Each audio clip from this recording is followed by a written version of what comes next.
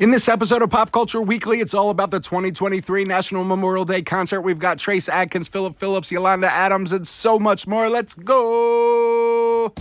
Welcome to Pop Culture Weekly with Kyle McMahon from iHeartRadio.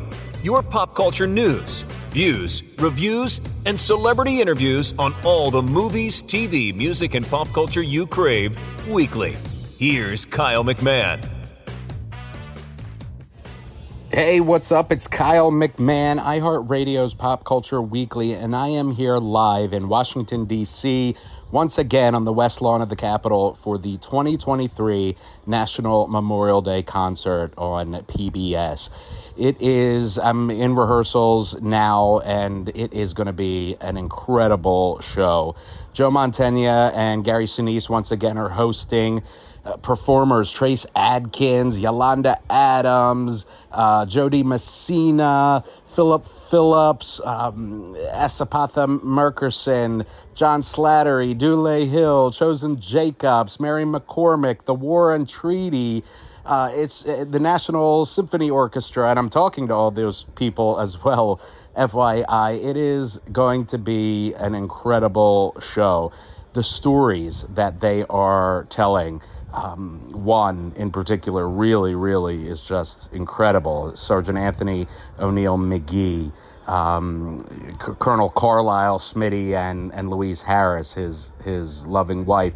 It is going to be an excellent show. Lock it right here for all of the interviews, and then of course the show airs live on Sunday, and if you're listening to this for 2 weeks afterwards, you can watch the live show on YouTube, PBS's YouTube, or go to pbs.org to the National Memorial Day concert site, and you can watch it there. It is well worth your time.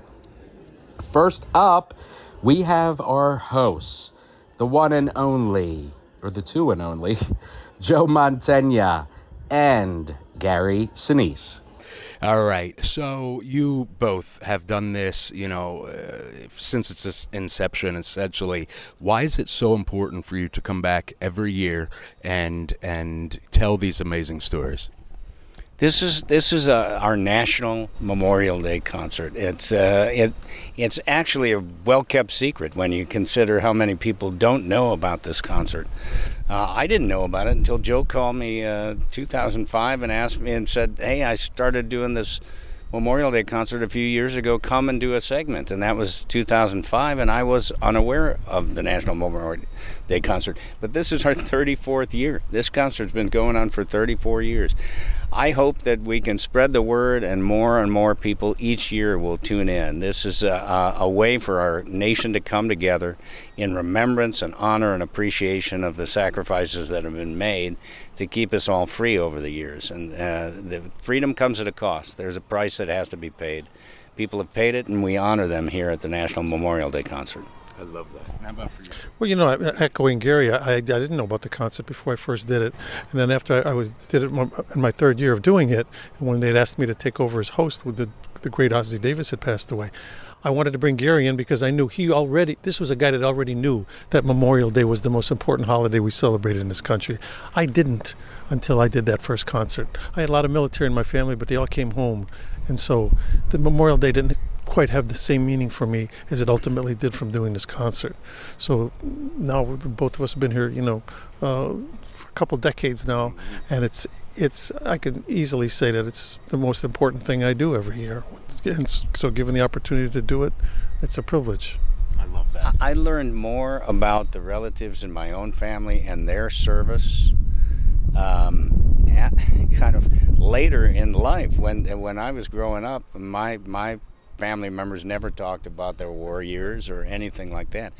It was after September 11th and the attack on September 11th and the recognition that people were now deploying in reaction to that event, and that I started doing all kinds of things, and then discovered this thing that had been going on for years, the National Memorial Day concert. So I learned more about my own relatives and my own family after I started doing this show than I did when I was growing up as a kid. I love that. Thank you both so much. I really appreciate it. National Memorial Day concert, West Lawn of the Capitol. They've been doing this show, as you heard, for a long time now, and they do it impeccably, and they're going to do it impeccably once again. Next up, we have Mary McCormack and John Slattery. Let's talk to them. So, both of you, Mary, you've been here numerous times. This is your first time. For you, why do you keep coming back? It's obviously very important. It's a beautiful, concert that is put on every year.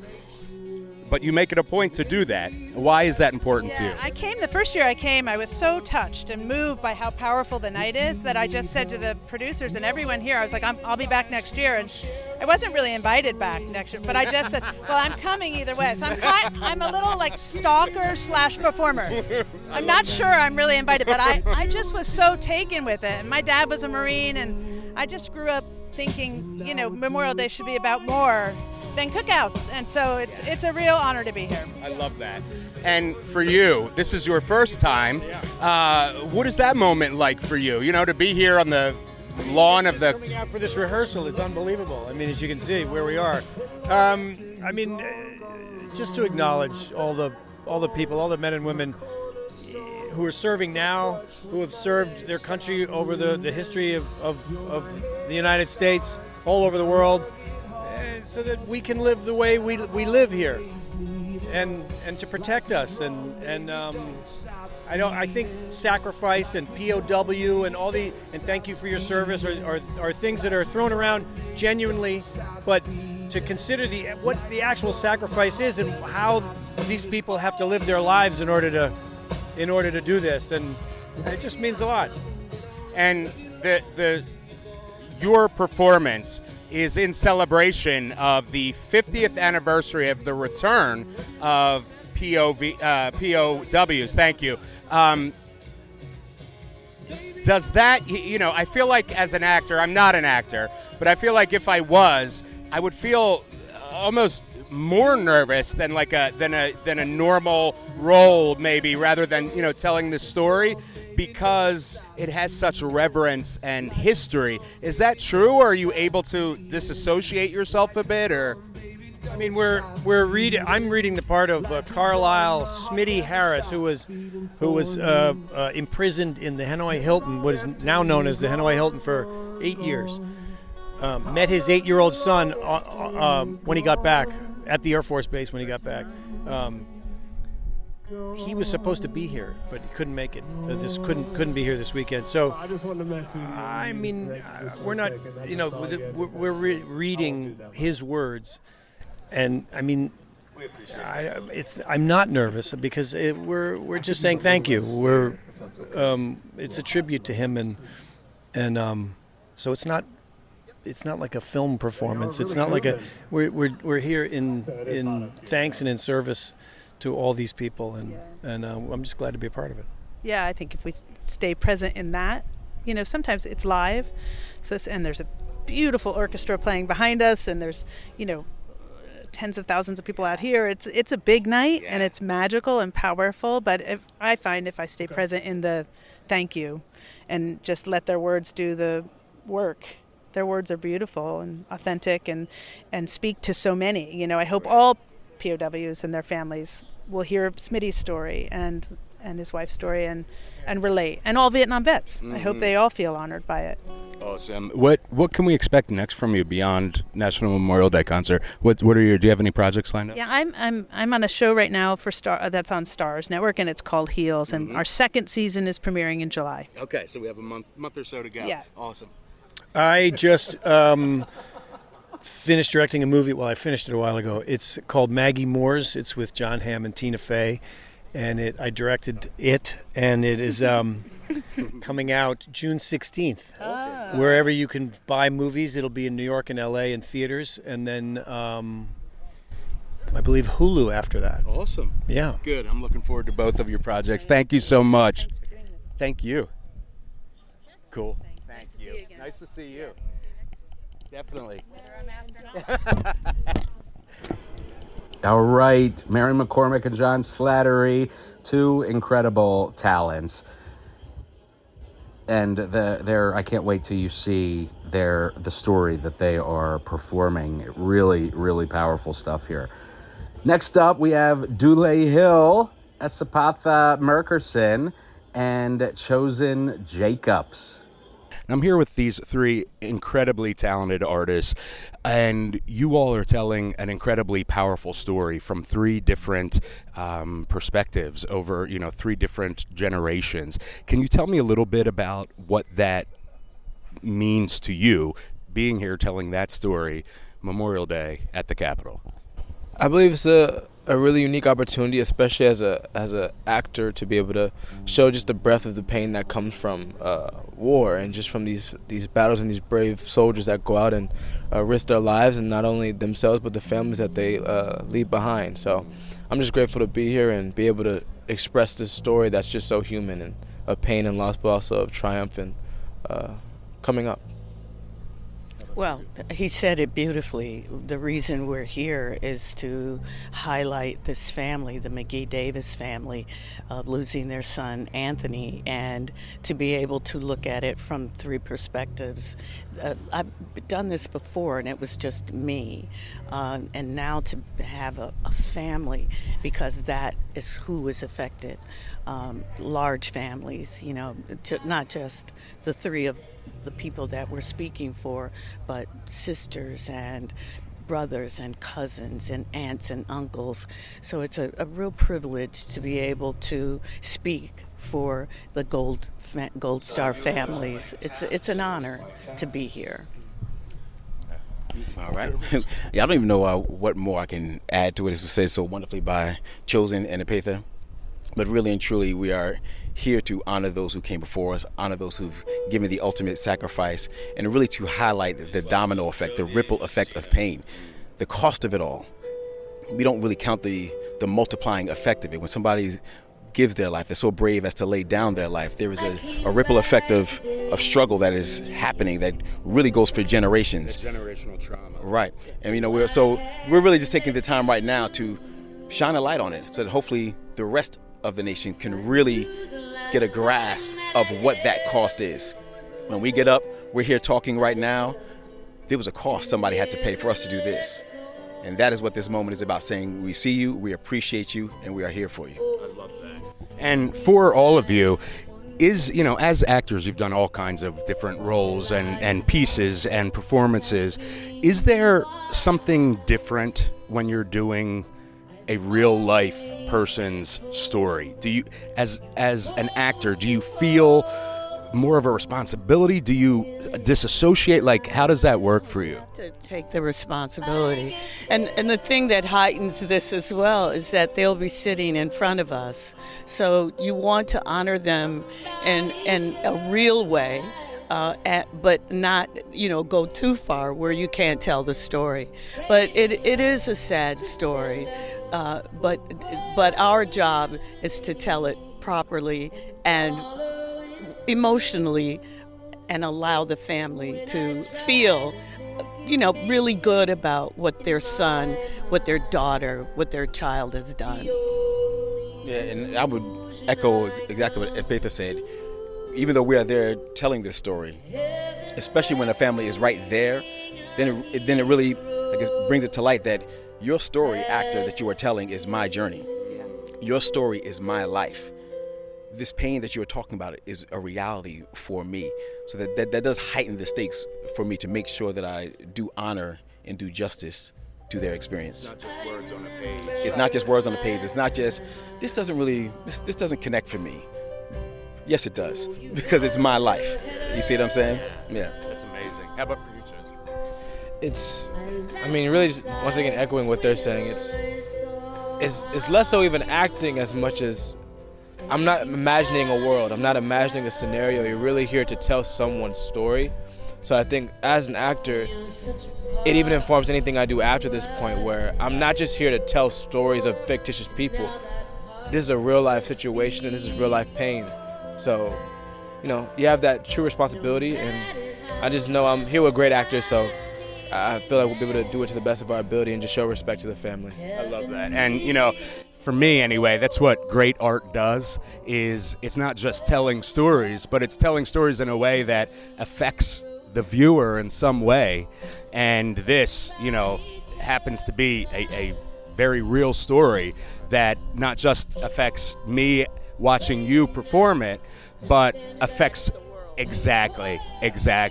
So finally, what can we expect next from you guys after this? Can't speak on that yet. Okay. We'll stay tuned. I'm heading down to Savannah to do a film. Awesome. Yeah. Awesome. And next for me is this summer, June 14th, The Wonder Years returns to ABC. That's right. June 14th. That's right. Cool. Thank you all. I really appreciate it.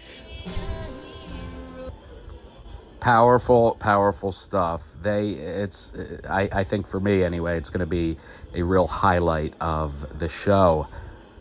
Okay, next up, The War and Treaty. These guys, oh wow, they are showstoppers. The song that they're performing two songs actually. It's a husband and wife duo, Michael Trotter Jr. and Tanya Trotter, and these guys are wow. I can't say enough about them. You got to see the show. Let's talk with The War and Treaty. Good. All right, I am here with The War and Treaty. We're on the west lawn of the U.S. Capitol for Memorial Day. You yourself come from the military. Thank you for your service. What is this like for you, this moment? We walked on stage last night for the first time, and I must say I was speechless. I didn't have one word to say. It took my breath away to be out here and to think about all that those who have fallen have done for us so that we can honor them, you know. And how about for you? This means everything for me. As you know, I'm a wounded warrior. I feel the presence of my battle buddies, and I'm happy to be here to honor them, but also to represent them. The two songs that you guys, first of all, showstoppers, incredible. How did you decide on those two songs for this concert?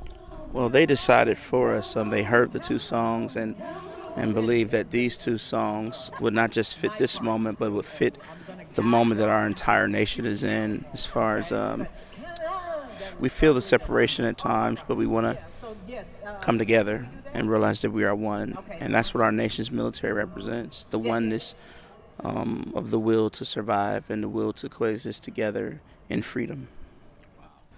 For both of you, you know, especially you have been there, you know, in the trenches. And my father's just retired from the Navy after 30 years. Thank you both. And you know, we know how it is, right? We know we all have friends or a loved one who didn't make it. You have been there. Do you feel that weight, you know, that you carry with you of your brothers, both that came home and that didn't? Or are you able to, when you're up here, kind of disassociate yourself a little bit and get the song out, you know? Yeah, there's no heaviness.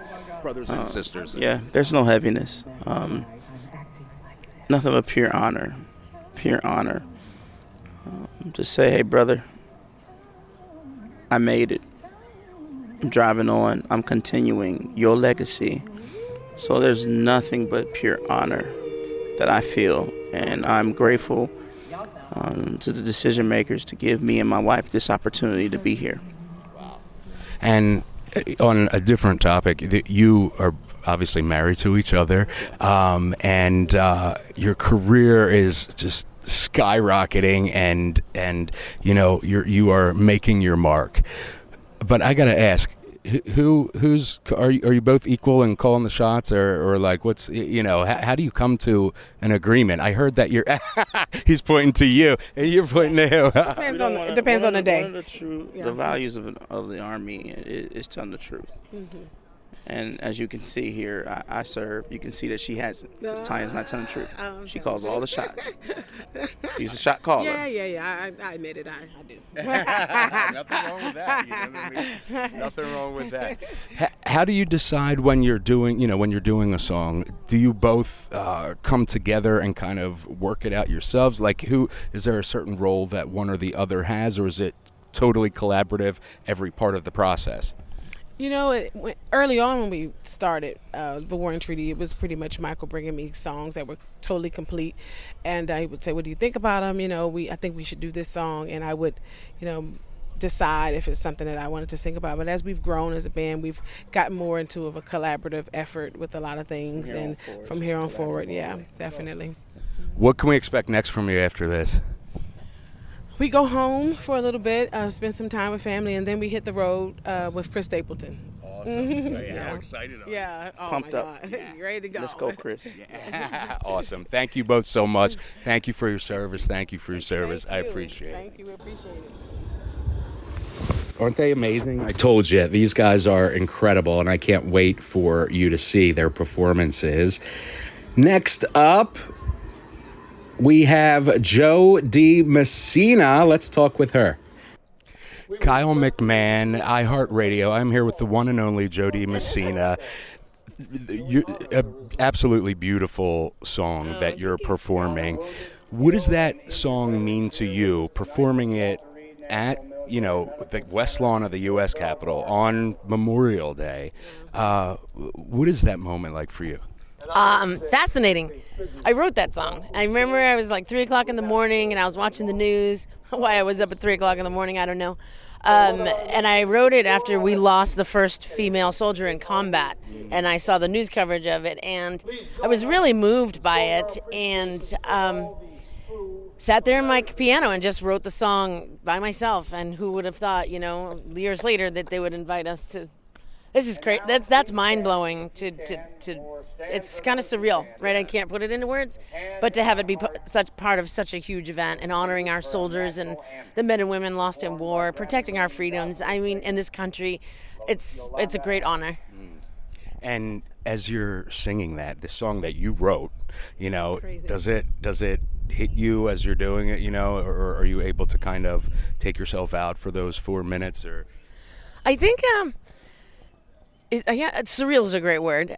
For me, it's performing it. It's not like, I wrote this song. It's more like what it's about and who it's for.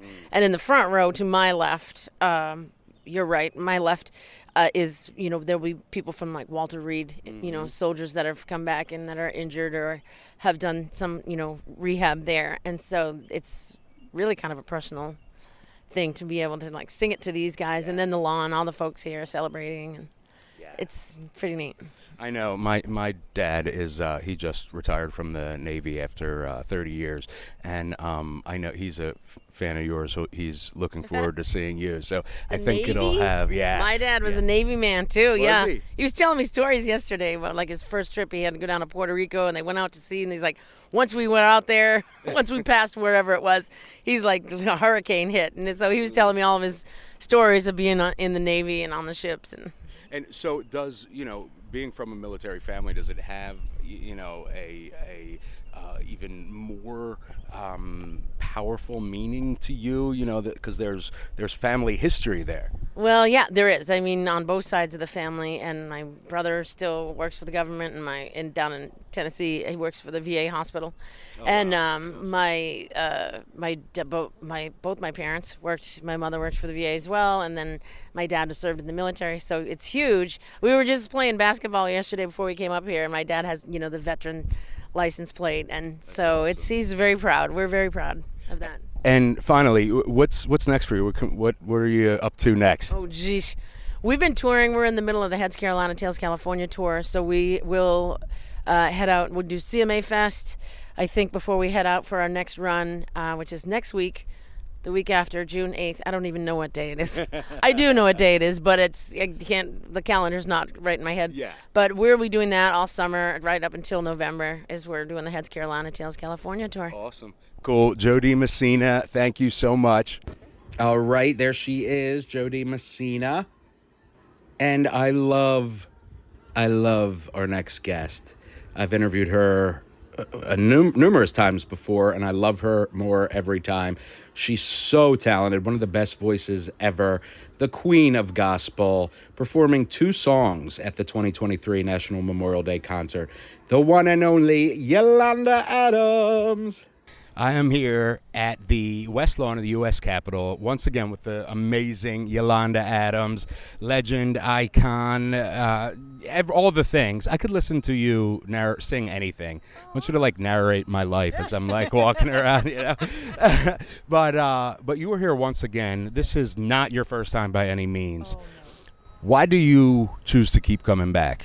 First of all, Capitol Concerts, they're my family. I love them so much. And I love the fact that they honor men and women who sometimes get overlooked and don't get the recognition of being heroes and keeping the peace here at home and abroad. And I'm just so grateful that every year I get to do my part to make them feel needed, wanted, and seen. And my part is to give them the encouragement and the love and let them know that there are people out here, such as myself, who have family members who've been deployed overseas and who have served in the military for years. And we see you, we love you, we appreciate you, and don't give up. I love that. And, for you were doing the national anthem. You're also doing Count on Me, CeCe Winans and Whitney Houston. Yeah. And you are carrying that lead by yourself flawlessly. You have an amazing choir in the background. What does it mean? I mean, that song with the backdrop of this is so powerful. Do you have to kind of step back as you're singing, because it's at least for me, it seems like it would be super overwhelming. It's overwhelming because I love both of those ladies with all my heart, and then to know that our Whitney is gone, but the song still carries such a huge, positive, loving message.